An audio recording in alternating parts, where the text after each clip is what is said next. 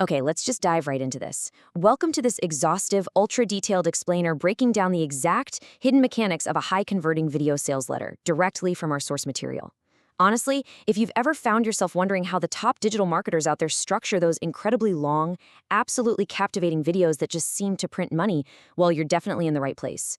Our focus today is simple: Philea Tudel e Ultra de Talato. We are going to leave no stone unturned and look at an incredibly granular, literal minute-by-minute breakdown of exactly how a VSL is built from the ground up. So, here is our masterclass blueprint for today. We'll be hitting the levels of awareness, diving into the true function of a VSL, breaking down the hook and story structure, unpacking the solution and offer, and finally, getting into suspense and the close. Let's get right into it. Section 1. Níveis de consciência, or levels of awareness. Okay, so we absolutely have to start here because, think about it, a VSL's effectiveness depends entirely on who is actually sitting on the other side of the screen watching it. You could build an absolute masterpiece of a presentation, but if you put it in front of the wrong person, it completely falls flat. It's useless. The audience matrix here is broken down into 4 distinct levels. First, you've got your P0s. These are the unaware, just kind of curious onlookers. Then the P1s. These are the practitioners, and they're split into 2 camps. Low practice, like someone who buys a gym membership but literally never goes, and high practice, people who take it very seriously. Moving up, P2s are the actual professionals working in the field, and finally, P3s are your corporate B2B buyers. The massive takeaway here, the most lucrative money-in-the-bank targets for your VSL are usually those high P1 consumers and P2 professionals. Why? Because these are the folks with actual intent. They have the budget, and they have a deep, burning desire to solve a very specific problem. Section 2. A verdadeira função do VSL, the true function of a VSL. We really need to revolve our thinking beyond just viewing this as a tool to quote-unquote sell. In reality, a VSL acts as a highly strategic, almost ruthless psychological filter. There's a massive, massive psychological distinction in how we consume content across different platforms.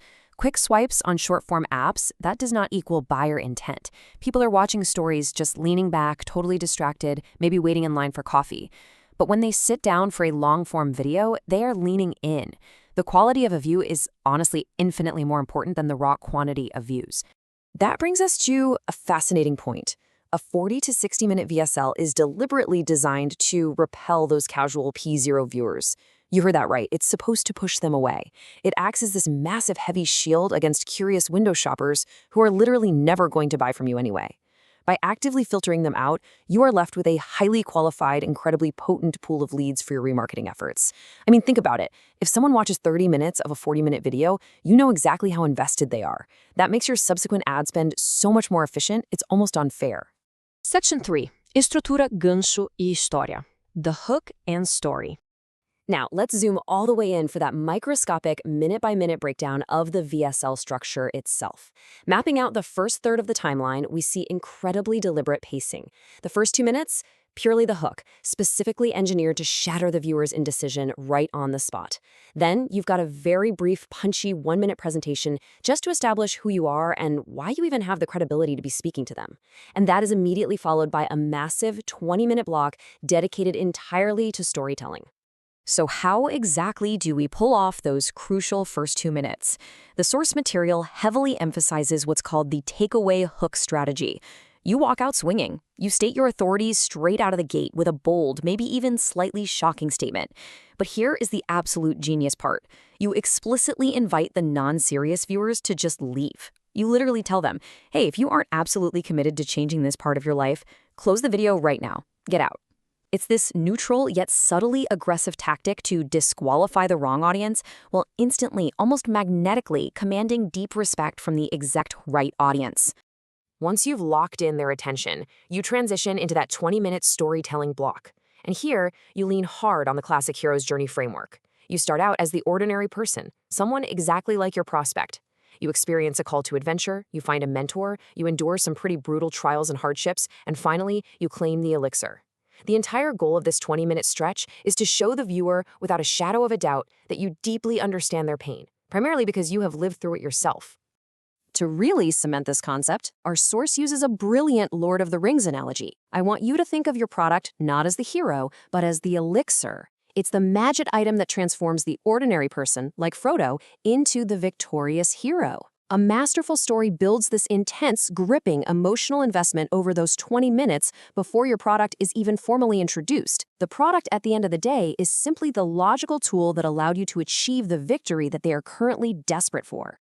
Seção 4. A solução e a oferta. The solution and the offer.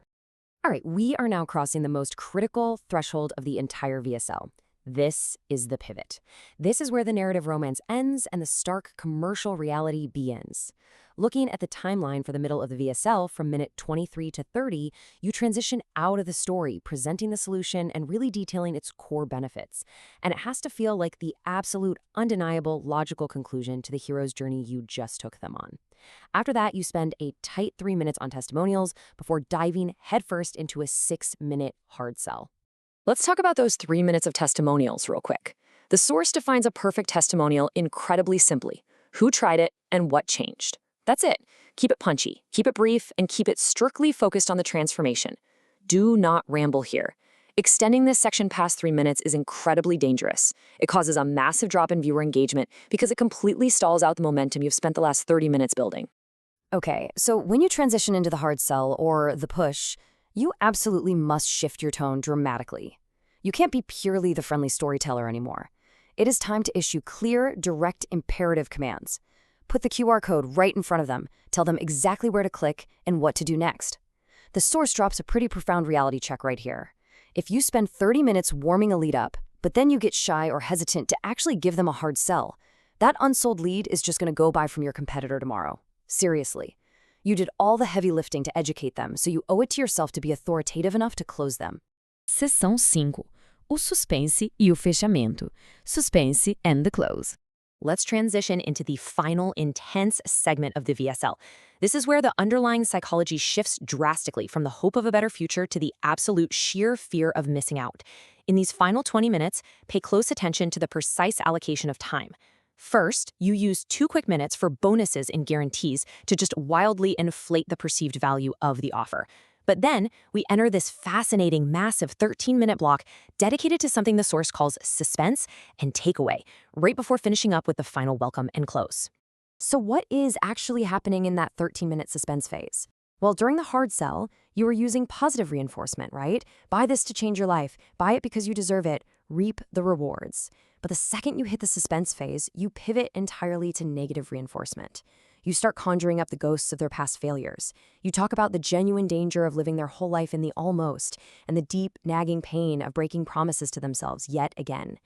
You are literally triggering action through the intense fear of remaining stagnant. It's a powerful, arguably uncomfortable, but wildly effective psychological contrast. And finally, the VSL concludes. At this point, you are welcoming the new buyers, heavily reinforcing that they just made the right, courageous decision. And here is the kicker. There is absolutely no further Q&A. No more hand-holding. The presentation is just over. Doing this psychologically isolates those who haven't yet clicked, leaving them alone in the dark with their own indecision, while all the action takers are actively being celebrated. To wrap up this explainer, I want you to really ask yourself, how are you going to apply this exhaustive, ultra-detailed blueprint to completely revolutionize your own sales strategy? Are you going to keep burning your energy chasing empty, short-form dopamine hits? Or are you finally ready to build a formidable, long-form filter that truly respects your business and pulls in real revenue? The Fali Tutto e Ultra Dettagliato blueprint is right here in your hands. Now it's time to build it.